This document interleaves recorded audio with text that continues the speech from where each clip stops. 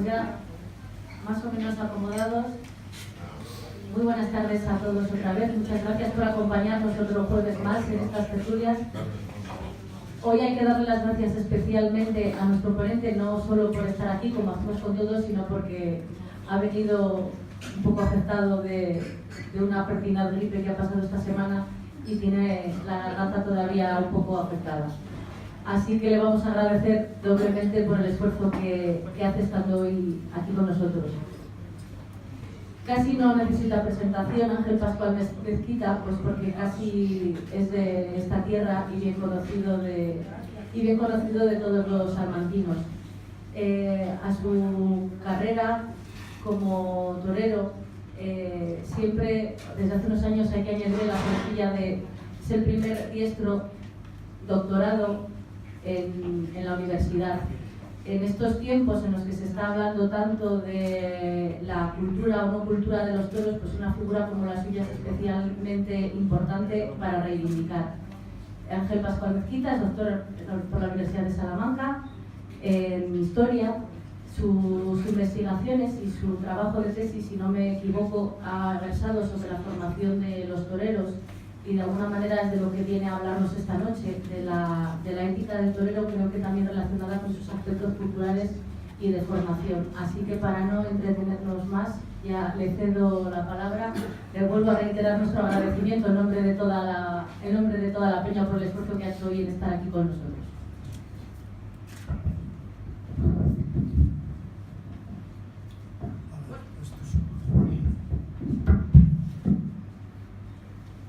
Buenas tardes, queridos amigos y aficionados.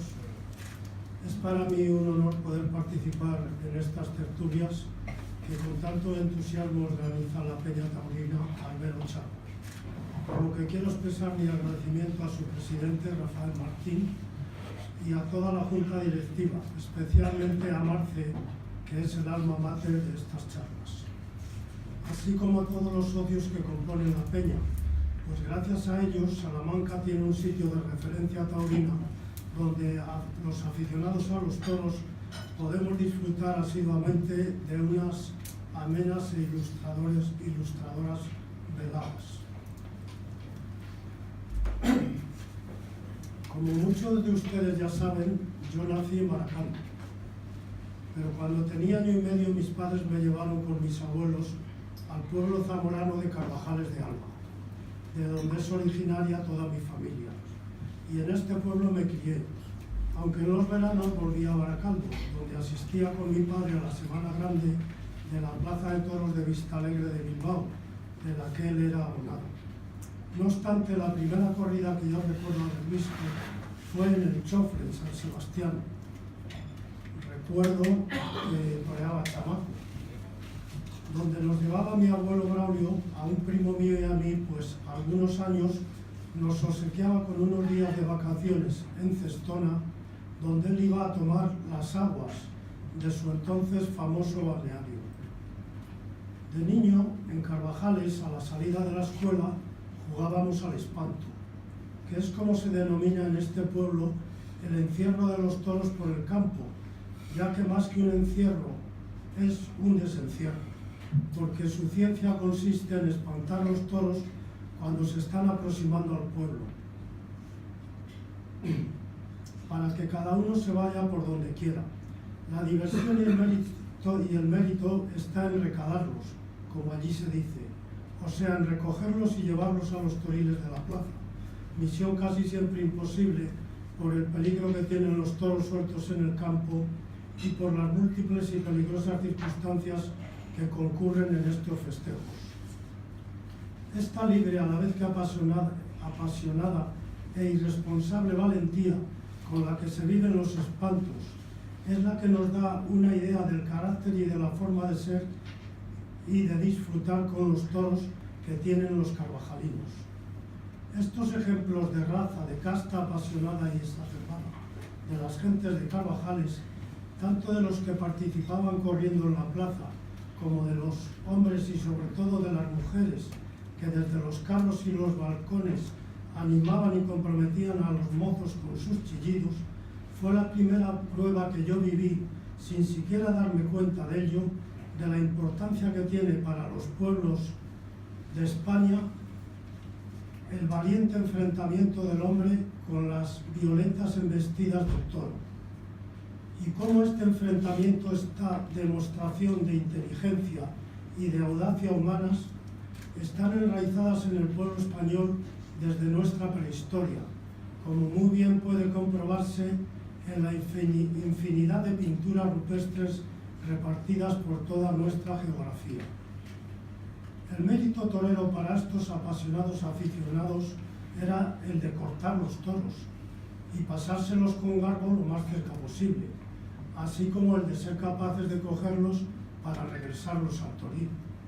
La gente se excitaba sobremanera con las carreras comprometidas, con las cogidas y mucho más si alguien se atrevía a dar un pase, pues a veces asistía algún maletilla, además del consabido profesional que firmaba los papeles. Yo asistía emocionado a estas capellas desde el balcón de la casa de mi abuelo Eufemio y estaba deseando poder bajarme a los carros para vivirlo más de cerca, pero nuestra familia nos tenía bien sujetos, porque éramos pequeños y además muy trastos. Envidiaban los mozos que eran capaces de tocarles el testuz a los toros por su valor y por las ovaciones y los vítores que les daba toda la gente, y que después, durante todo el año, eran el tema de conversación del pueblo. Se les consideraba como a unos héroes, como los representantes de la hombría, de la valentía y de la raza torera que enaltecía a este pueblo en toda la provincia. Cuando yo fui adolescente y con las inquietudes propias de ser alguien en la vida, aquello me traía muy inquieto. Los maletillas, los mozos, los toros, pero yo lo veía como algo inalcanzable, a la vez que muy humano por su proximidad y porque constituía una exultante y seductora alegría que llenaba toda la plaza, en una colectiva emoción que continuaba después del festejo por todas las calles del pueblo. Hasta que llegó el día en que me decidí a cortar a un novillo, a ser también uno de los valientes de Carvajales y a echarle casta y darle 1, 2 y hasta 3 cortes, acariciándole los pitones, por lo que fui muy vitoreado por mis amigos y paisanos, en los cuales se reflejaba mi orgullo y a los cuales yo me sentía orgulloso de pertenecer, compartiendo y poniendo de manifiesto la raza y la casta que caracterizaba a los carvajalinos. Yo era y soy consecuencia y producto de esta sociedad, de este pueblo, y lo mismo que los demás chavales que queríamos ser toreros, llevábamos en nuestra sangre y en nuestros genes el carácter y la raza en su más amplio sentido de los hombres y de los pueblos de la península ibérica, que son los creadores del espectáculo de la corrida de toros y son los creadores y los mantenedores de la raza del toro bravo, al que hemos hecho el antagonista ideal para nuestro divertimento y confrontación, llegando a convertir tal espectáculo en una de las más bellas y auténticas expresiones artísticas del ser humano. El título que he dado a esta conferencia, La ética natural del torero, es el título que elegí para mi tesis doctoral después de concluir mi licenciatura de Historia. Pude acceder a dicha tesis mediante un doctorado interdisciplinar de la Facultad de Geografía, la cual comparte departamento con la Facultad de Historia, en esta octocentenaria universidad. Pero tengo que confesarles que dicho título me ocasionó muchos dolores de cabeza. En primer lugar, porque elegí la ética, que es una disciplina perteneciente a la titulación de filosofía, materias ambas que yo desconocía. En segundo lugar, porque no conformándome con la ética, y añadí el adjetivo de natural, adjetivo que complica enormemente su definición. Y en tercer lugar, porque esas dos acepciones referidas al mundo del toro, en un momento tan susceptible como el que estamos viviendo, era para echarse a temblar, por lo que mis directores siempre me aconsejaban un título y un contenido menos comprometido, pero era la tesis que yo creía que debía realizar y con ella continué. Los términos moral y ética no significan etimológicamente cosas distintas, han venido configurándose como dos formas de reflexión, la moral, que pertenece al mundo de la vida, y la ética, que se identifica con un saber de expertos, como es la filosofía. Es lo que López Aranguren llama la moral pensada, para distinguirla de la moral vivida. Así se sitúa la ética en lo que ha dado en llamarse filosofía práctica, porque tiene por tarea específica orientar sea medianamente la conducta, mientras que la filosofía teórica no se liga necesariamente a la acción. En la historia de la ética hay tres formas básicas de interpretar la moral, cada una de las cuales ha sido propuesta por varios grupos o individuos como el bien más elevado, y estas son la felicidad o el placer, el deber determinado como la virtud o la obligación, y la perfección, entendida como el más completo desarrollo de las potencialidades humanas. En mi opinión, la ética del torero se centra en una ética de sentimientos, pero basada en estos principios morales de la perfección, el deber y la virtud, a través de los cuales el torero pretende conseguir la felicidad. Pero estos sentimientos del torero necesitan ir acompañados del valor y del genio, imprescindibles para realizar una obra de arte frente al toro. La otra cuestión a investigar y tratar de esclarecer era la de ética natural, título elegido por mí y que fue concebido más por intuición que por discernimiento, motivado, eso sí, por las diferentes y numerosas declaraciones y hasta prohibiciones que en estos últimos años vienen atacando y denigrando al mundo de los toros y a cuantos lo componemos.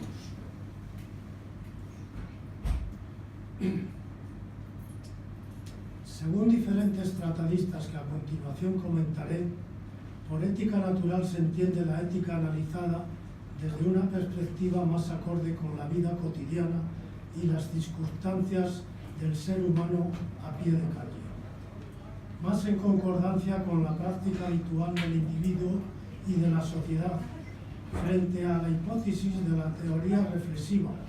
Estos planteamientos éticos se hallan dentro del pensamiento de la denominada nueva ética.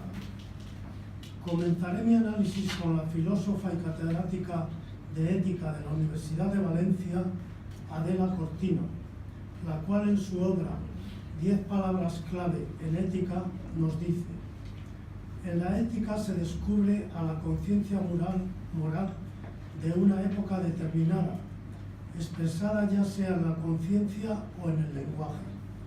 Pero esto no significa restarle validez a la propuesta discursiva, sino más bien reconocer que la razón es histórica. Se han de tener en cuenta las circunstancias históricas y culturales cuando se inicia el discurso, y no solo las puramente racionales. Prescindir de la bondad de la intención y desplazar el interés ético hacia lo que hace correcta una norma sitúa a la ética y a la moral en un lugar precario, el de la pura exterioridad.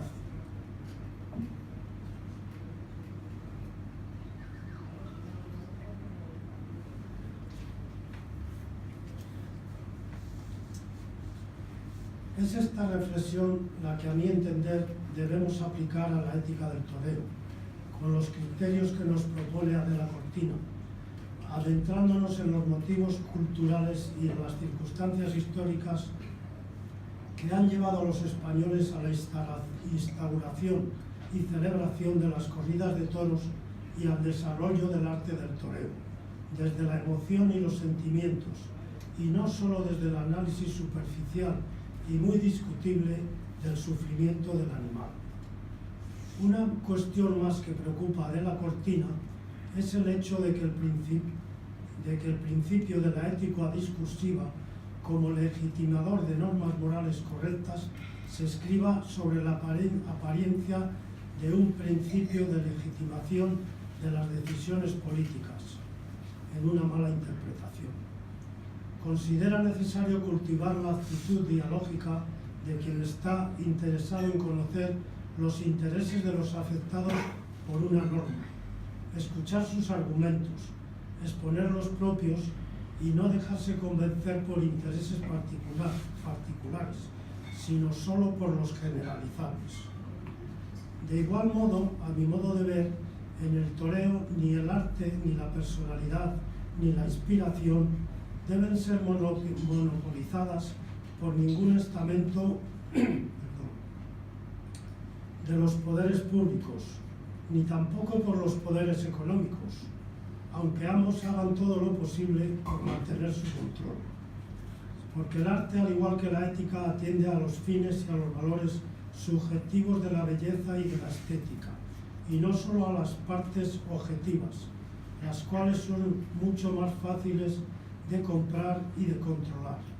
Y ciñéndonos más al arte del toreo, tendríamos que exigir a la faena técnica o bien hecha, que equivaldría a la norma, la ética torera, el estar en toreo, tanto dentro como fuera de la faena, superando todas las circunstancias, lo que los aficionados entendemos por la torería, cualidad que creemos debe ser innata en todo torero.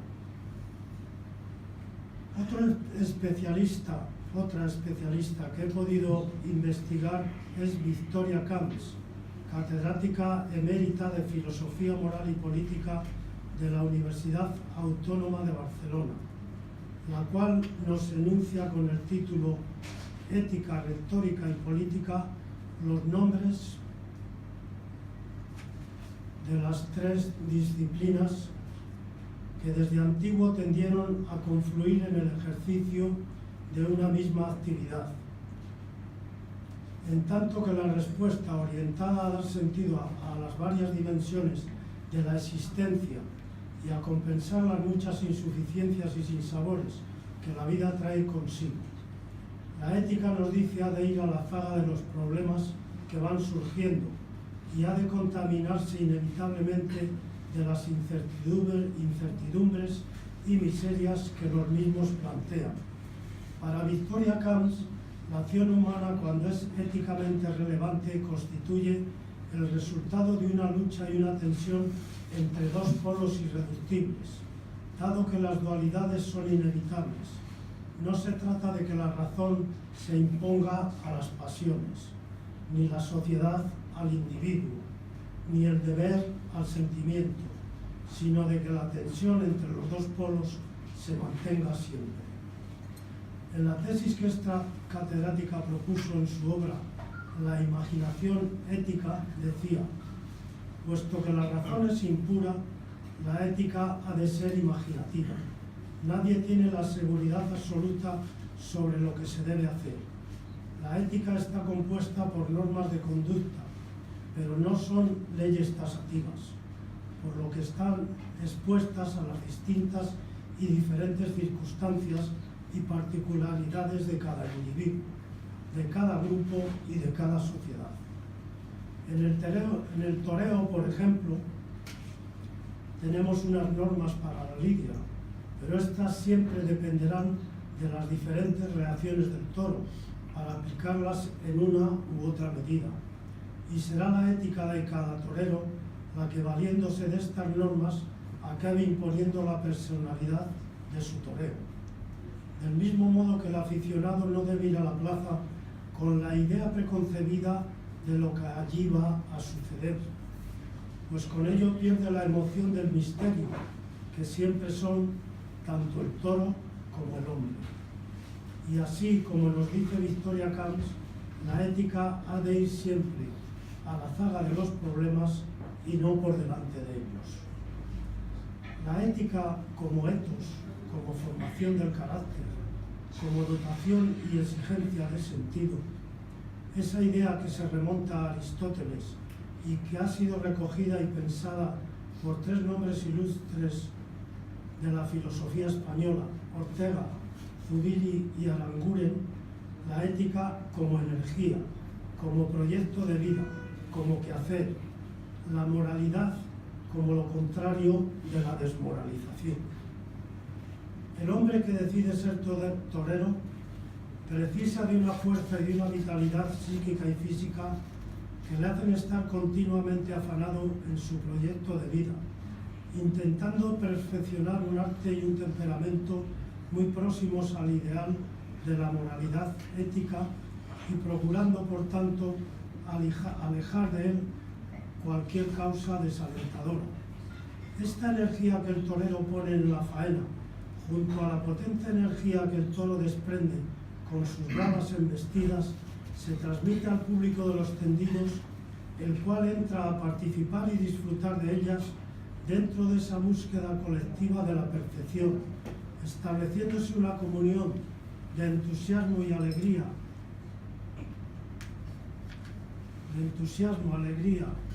y complacencia, las cuales les hacen ser partícipe a toda la plaza de la felicidad, una de las más importantes virtudes de la ética y de la moral. Volviendo al libro La imaginación ética de Victoria Camps, la idea central del texto es el significado que la autora atribuye a las expresiones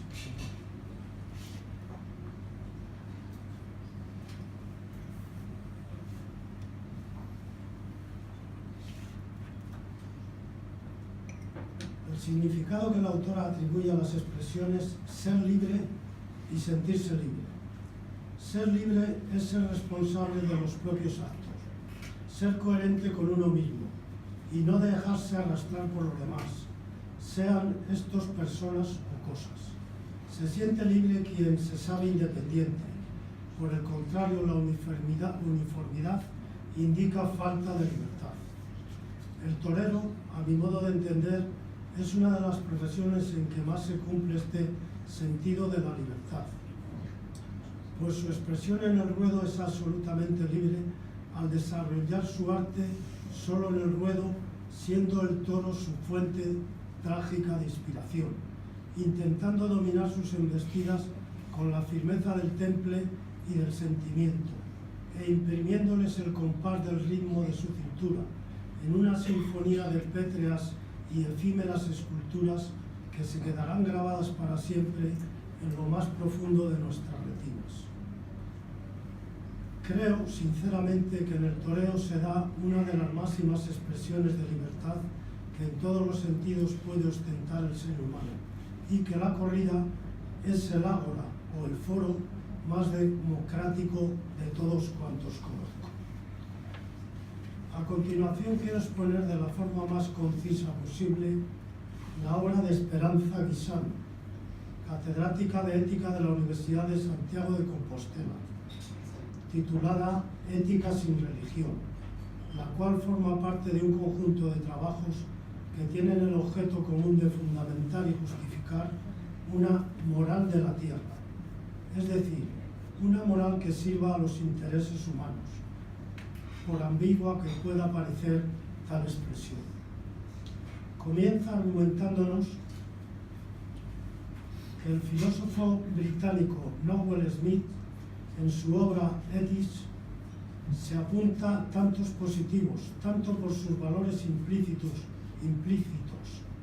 referidos al bienestar del individuo y del grupo social, como por su apelación explícita a una base natural de la ética. Y dice: los hombres eligen éticamente lo que eligen porque son lo que son. Y las teorías morales que intentan excluir todo tipo de consideraciones acerca de la naturaleza humana tal como es, no han empezado ni siquiera a ser teorías morales. Este párrafo se ajusta como ningún otro a mi tesis sobre la ética natural del toreo, al verificar que los hombres eligen lo que eligen por ser lo que son, o sea, por su naturaleza humana, tanto física como social y cultural. Estos son los tres conceptos ontológicos del torero en los que yo he pretendido basar mi teoría. Porque yo considero que el hombre elige su profesión dentro del contexto cultural y social al que pertenece por naturaleza. Y por tanto, si una de las actividades que culturalmente se desarrolla en la sociedad española es la de la fiesta de los toros, el querer ser torero será una elección natural y por tanto una elección ética del hombre que quiere realizarse expresando sus sentimientos, sus valores y sus virtudes en su contexto natural, frente a un toro y ante un público que para mí es la razón sociológica principal de la corrida, pues sin el público y la valoración del público desde los tendidos, ni el arte del torero ni la bravura del toro tendrían su razón de ser. Y ahora, trasladándonos hacia atrás en la historia, no debemos olvidar nuestra primera condición de cazadores-depredadores, cazadores del toro en los campos de la península ibérica, que es la primera faena de dominio del hombre con el toro, realizada esta tanto para su sustento como para su confrontación y divertimento. El toro, que a su vez formó parte de la concepción simbólica y ritual de todos los pueblos iberos, aspectos y ritos que ampliamente nos documenta tanto el antropólogo Francisco José Flores Arroyuelo, de la Universidad de Murcia, en su obra Correr los toros en España, del monte a la plaza, como su homónimo don Manuel Delgado Ruiz, de la Universidad de Barcelona, en su ritual y simbólico trabajo de la muerte de un dios. Desde su enfoque filosófico, Ortega y Gasset nos dice que la última fuente de los actos de un pueblo consiste en su ideario. No hemos de buscar las razas históricas humanas en los cajones de la antropología, sino en la historia misma. Una raza de hombres es una clase de productos culturales, de ideas, de acciones y de sentimientos. Y originariamente y sobre todo, una raza es una manera de pensar.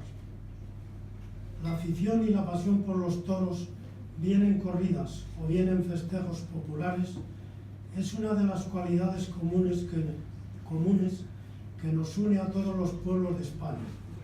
No hay región ni provincia sin plaza de toros, donde no se celebren fiestas taurinas de una u otra forma. Las corridas de toros son nuestra seña de identidad en todo el mundo, por las cuales se nos distingue y se nos conoce. Corridas que han sido ensalzadas tanto por escritores como por historiadores e investigadores nacionales y extranjeros que han venido a nuestro país para conocerlas en su más hondas raíces. Recuerdo que en una reunión de amigos le oí decir al maestro Santiago Martín: donde haya un toro bravo, siempre habrá un hombre dispuesto a enfrentarse a él. El maestro se refería, es obvia la aclaración, a los hombres de su tierra, a nosotros, los españoles, que arrastramos una larga historia de convivencia y de pugna a la vez con la naturaleza y con el toro, con nuestro toro bravo. Los españoles llevamos en nuestra cultura y en nuestro carácter esa raza, esa casta a la que nos referimos los taurinos, la cual genéticamente hemos heredado de nuestros antepasados, para confrontarla con la otra raza, con la otra casta, con la del toro bravo, de la cual también somos sus artífices. Esta expresión taurina de raza se ha utilizado cumplidamente en las innumerables crónicas de críticos y tratadistas taurinos, así como en las expresiones de los profesionales y de los aficionados, a lo largo de los casi 3 siglos de existencia que tiene el arte de torear.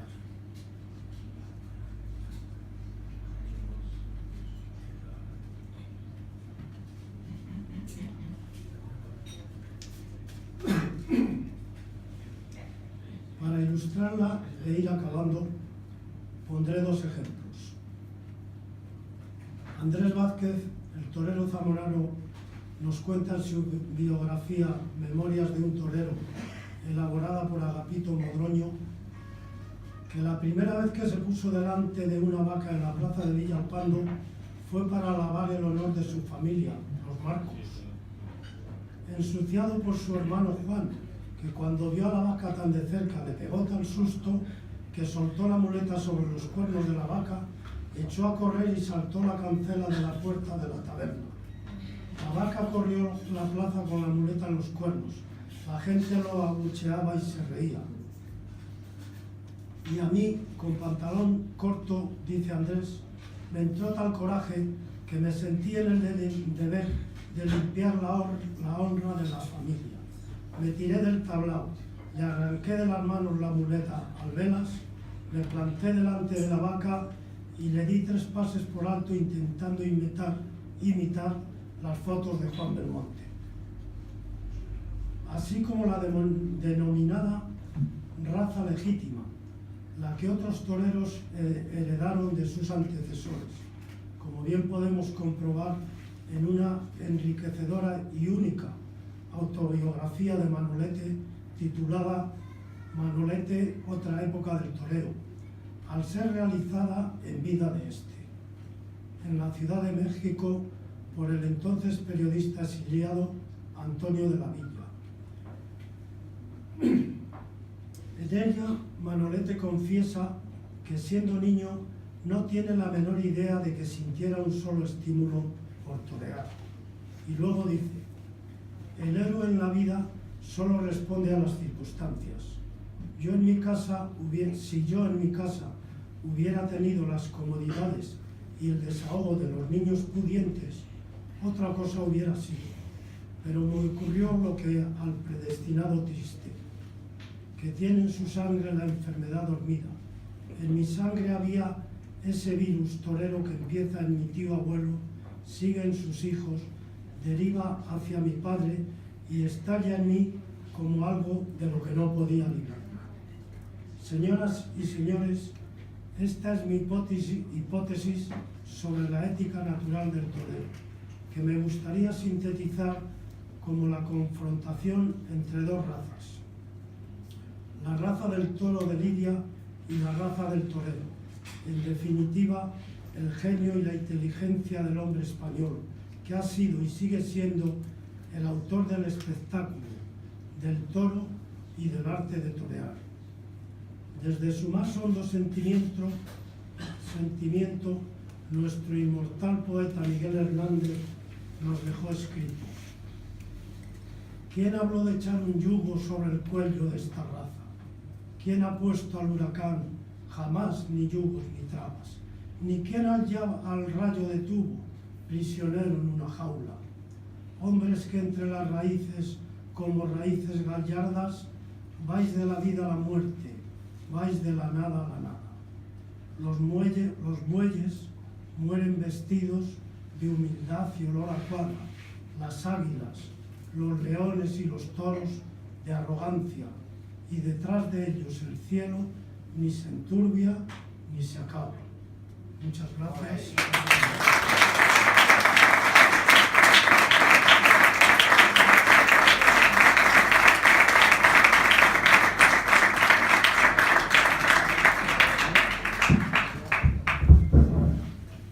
Pues muchísimas gracias, Ángel, por esta lección magistral, más que tertulia, que hoy ha venido a brindarnos. Casi se sentía uno como en el paraninfo de la universidad escuchando la propia defensa de la tesis. Yo no sé si hay alguna pregunta que queráis trasladarle. Antonio, al fondo. Abusando un poco de ti, Ángel, de la amistad que tenemos, me gustaría que después de esta conferencia tan bonita y tan profunda que me has dado, yo, por la gente joven que hay aquí, por los aficionados al toro, también me gustaría que contaras un poco tu historia como torero, tu paso por el mundo del toro, y que cuentes un poco, pues eso, las vivencias que has tenido como matador de toros, a toda esta gente los jóvenes que no te conocen y a los que te conocemos, pues para que nos ilustres un poco con cómo ha sido tu historia como torero.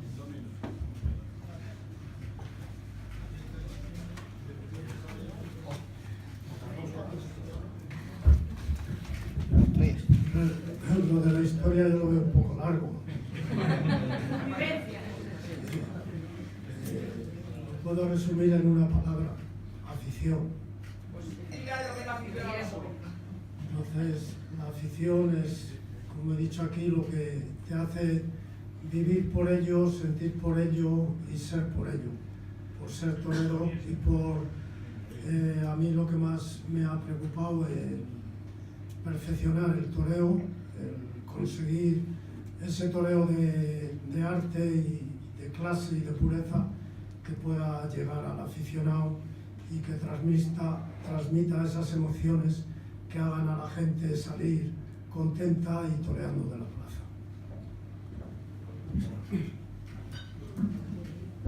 No sé si hay alguna pregunta más.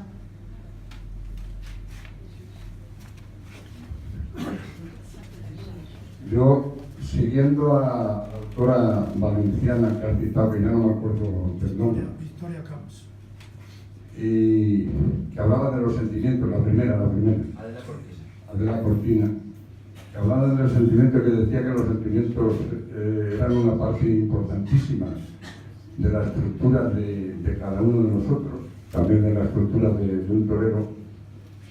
Yo quería saber si en esos momentos en los cuales a los toreros se ve que hay comunicación con el toro, si se siente realmente esa comunicación, si verdaderamente existe.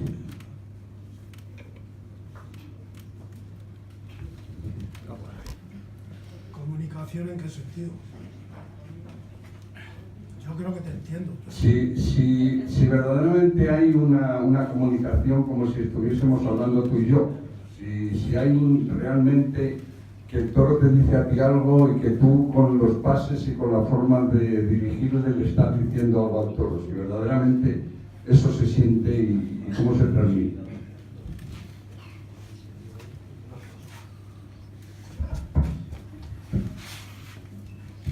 Yo creo que el toreo consiste en hacer arte con un toro.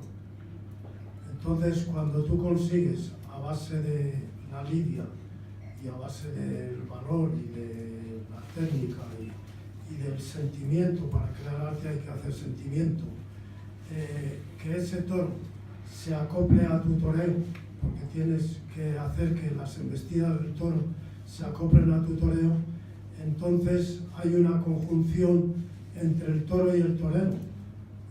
Mal comparado sería como una pareja de baile. Para que haya un baile bello y bonito, tiene que haber conjunción entre la pareja, ¿no? Entonces, para que el torero tenga arte y cree sentimiento y cree emoción y belleza para los espectadores, tiene que haber esa comunicación, y esa comunicación la sientes, claro que la sientes, porque es tu trabajo, es tu materia, el barro con el que trabajas.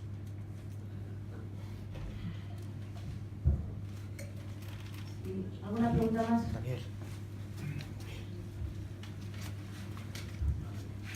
Maestro, yo le felicito primero de todo porque es muy arriesgado lo que ha hecho usted con su estudio, con su tesis doctoral, y lo que me trae aquí, la convocatoria que me trae aquí, es como usted dijo, la palabra naturaleza. La palabra naturaleza creo que significa, a ver, es tan arriesgado lo que usted ha hecho como ponerse delante de un toro, porque la naturaleza también tiene unos pitones muy grandes. ¿Y por qué se lo digo? Porque, digamos, su hipótesis va hacia dos razas que se encuentran. Pero a mí a ver, la raza es una construcción histórica, no es una cuestión natural. Las razas son construcciones históricas, en el sentido de lo natural es lo que es para el hombre independientemente del sitio, para el humano independientemente del sitio. y la raza es una construcción histórica porque depende de las condiciones contextuales, como usted bien lo ha dicho.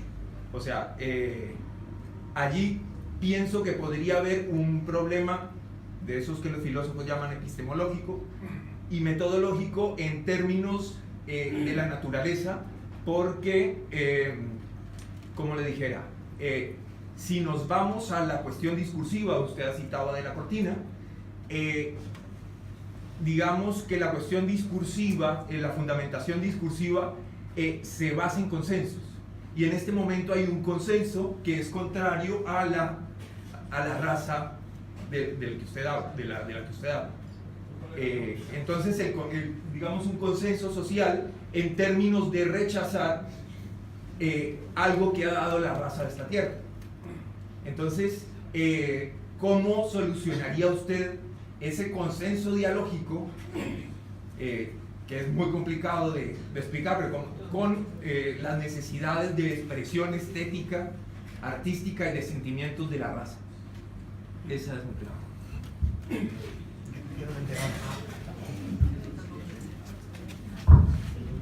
La pregunta es bastante compleja, pero yo le puedo decir que ya digo aquí que la raza a la que yo me refiero es a la que se refieren todos los tratadistas y críticos taurinos, refiriéndonos a la raza del hombre, a la raza del torero, porque, como en otra conferencia que di, que no era esta, ya dije que la raza a la que yo me refería era esta, concretamente, no me refería a ninguna otra, porque la raza sé que es una palabra muy difícil y que incluso se ha querido eliminar, porque es muy comprometedora con el tema de las etnias y todos estos temas que tenemos tan presentes.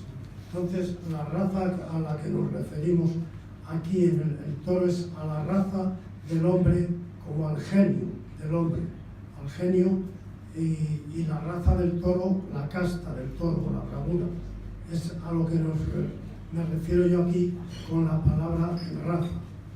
Y por otro lado, en el tema de la palabra natural, yo me refiero al contexto sociocultural que nosotros vivimos, que nosotros somos, que es nuestro contexto natural. Es donde nacemos, nos criamos, crecemos y aprendemos. Y entonces ese contexto es el que nos da naturaleza. Por eso es el contexto natural. Yo le podría poner un ejemplo de la ética, de lo que es un poco la ética en los contextos naturales sociológicos. Alejandro Magno llegó a conquistar hasta cerca de China. Conquistó una parte de la India, del noroeste de la India, porque conquistó el norte de la India, que se llamaba el Punjab, y trajo a Atenas, trajo a unos indios del Punjab. Y entonces unos griegos que había allí le preguntaron a los indios, dice, ¿y vosotros qué hacéis con vuestros muertos? Dice, nosotros nos los comemos. Dice, hombre, pero eso es una barbaridad, pero vamos, ¿a quién se le ocurre? Eso es de locos, eso es de migrante, tal y cual. Sí, porque nosotros comemos el corazón, el hígado, y a nosotros nos llena su espíritu, nos llena de sus valores, de sus virtudes, y llevamos a nuestros seres queridos dentro de nosotros. Dice, hombre, pero eso es impensable. Y entonces los indios le preguntan a los griegos, ¿y vosotros qué hacéis con vuestros muertos? Dice, nosotros los quemamos. Dice, pero hombre, dicen los indios, vosotros sí que estáis locos, quemar a vuestros padres, prenderle fuego ahí en una hoguera, eso es de locos. Entonces, son dos contextos socioculturales que ¿quién tiene razón? Éticamente, los dos, porque están haciendo lo que éticamente la norma moral de su contexto sociocultural les ha enseñado desde que nacieron. Y entonces la ética depende, porque son normas morales, como muy bien he dicho aquí, que luego se convierten en usos, en hábitos, en costumbres y en ritos, en mitos y en tradiciones. Y depende de cada contexto sociocultural, como actualmente, por desgracia, podemos ver con el tema del Islam y con otros temas, que lo que para nosotros está bien, para ellos está mal, y lo que para nosotros está mal, para ellos está bien. Por eso la ética depende del contexto sociocultural. Ahora, con permiso y al hilo de la pregunta de Juan Daniel, le quiero yo plantear también una al maestro, porque va un poco orientada en el mismo sentido, pero quizá un poco más prosaica. La inclinación al toreo, el toreo en sí mismo, su tesis es que parte de la naturaleza del torero por ser como es, y eso tiene una componente de raza, una componente genética en la que, digamos, no vamos a entrar, y una componente ambiental del contexto cultural en el que ese torero ha crecido o se ha educado. Usted ha empezado su conferencia recordando las vivencias de cuando era un niño. ¿Qué sucede ahora cuando los niños al salir del colegio ya no juegan al toro, ni juegan a los espantos, ni tienen un contacto, ni una formación taurina como se tenía hace 2 generaciones? ¿Esa inclinación natural de la raza del torero se puede ver afectada? ¿Lo vamos a ver en generaciones venideras?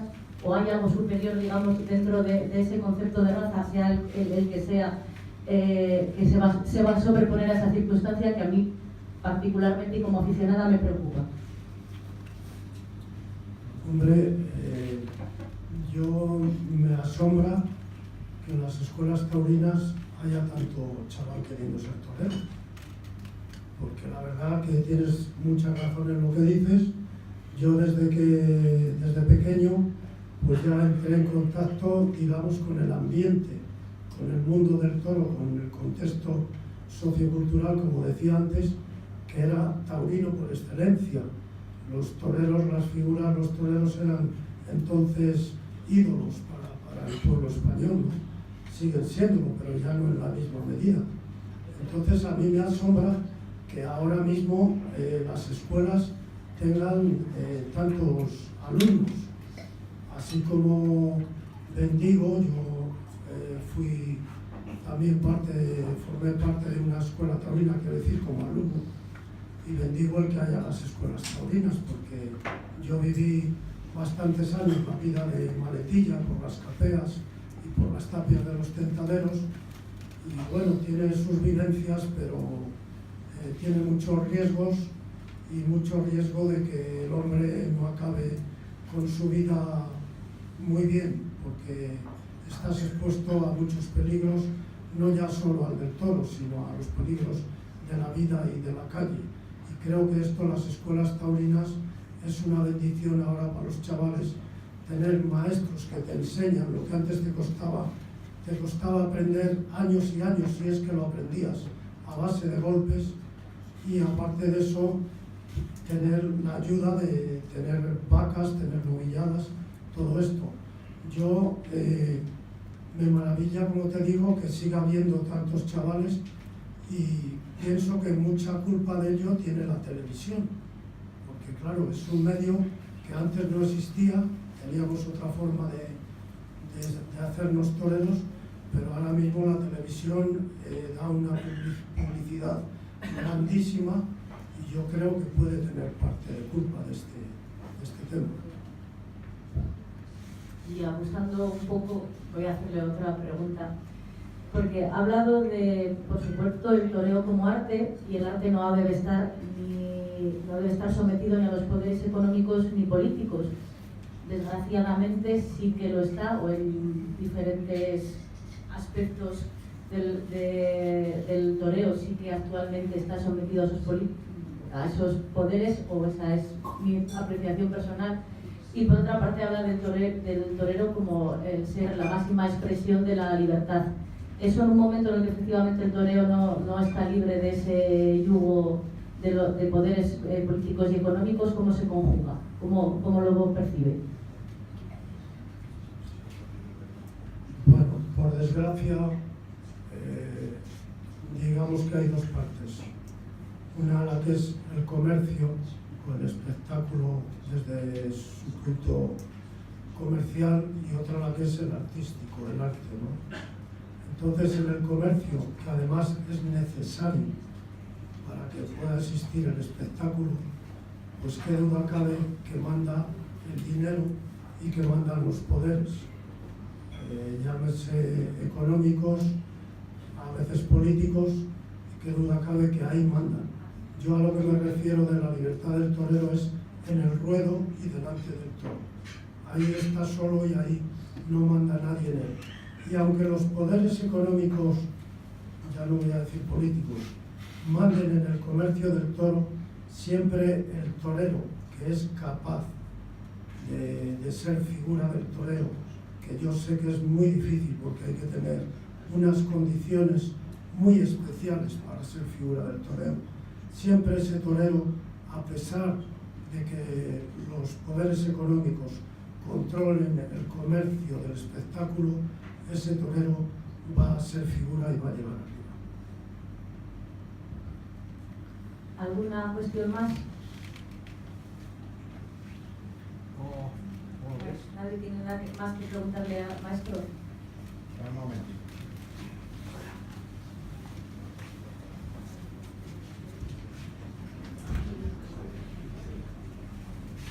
Bueno, yo lo primero es evocar un recuerdo a un torero que acaba de fallecer también, muy conocido por estos pagos, como ha sido Miguel Espinosa Arvillita, ¿no? Fallecido torero mexicano recientemente. Bueno es acordarnos de unas cosas y de las otras.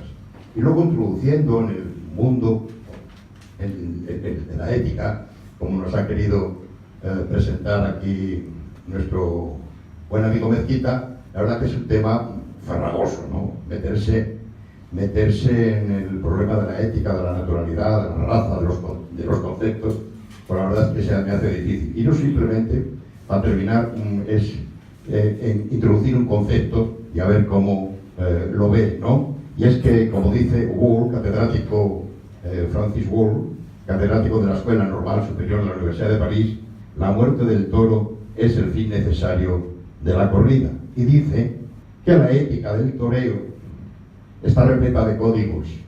Uno de ellos es esencial, prueba fehaciente del respeto hacia el toro, en que en la corrida solo se puede dar muerte poniendo el torero en peligro su propia vida.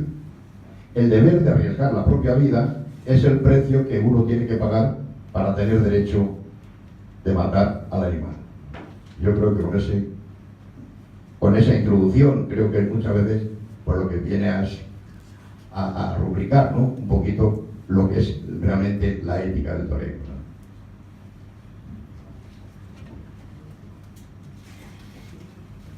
La pregunta en concreto. No, la pregunta es esa, si el derecho de poder matar. Hombre, yo he hablado aquí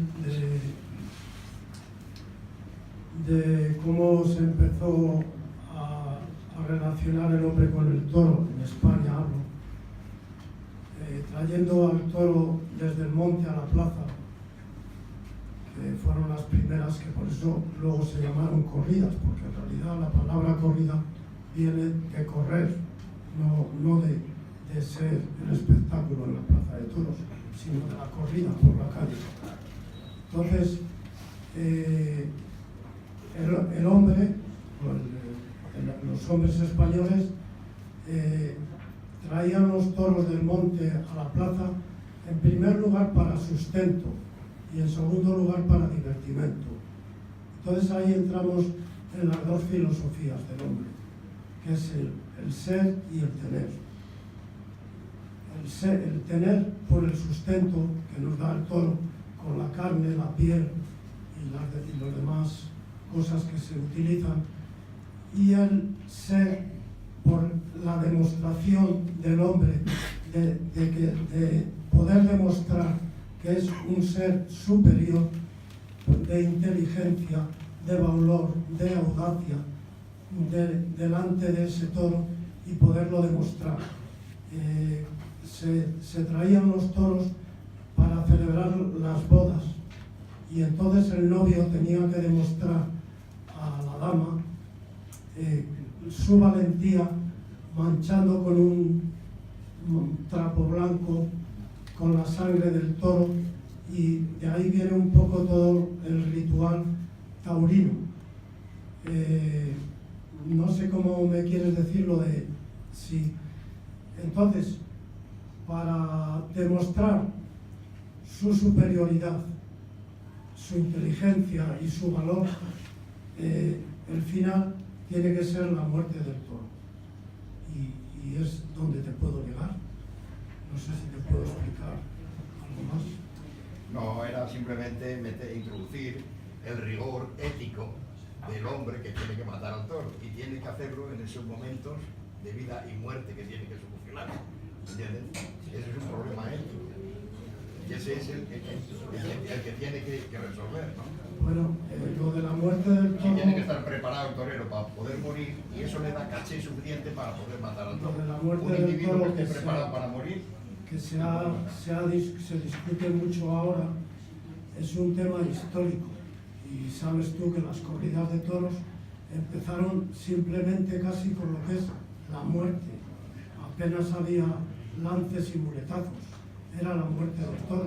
Por eso la muerte, la suerte de matar, tiene tanta importancia, por la razón histórica que trae, no porque para mí la tenga tanta como se le da a la suerte de matar, que después de estar un torero 20 minutos pegándole pases con la izquierda y con la derecha se pueda estropear, y jugándose la vida y templando y haciendo arte, se pueda estropear eso por un segundo, por un fallo. Pero es por la razón histórica que viene de la muerte, que era el principal motivo del principio de las corridas de toros. ¿Alguien más por aquí? ¿Alguna cuestión más? Pues... Nada más, pues nada, simplemente agradecer de nuevo a Ángel Pascual Mezquita que hoy nos haya acompañado, y creo que además hay que darle la razón en la tesis que él expone. Al final va a tener algo que ver con la naturaleza y con la raza del propio torero, el hecho de que el toreo y el hecho taurino siga vivo, porque como esto dependa de la televisión, discrepo con usted, me parece que vamos a apañados.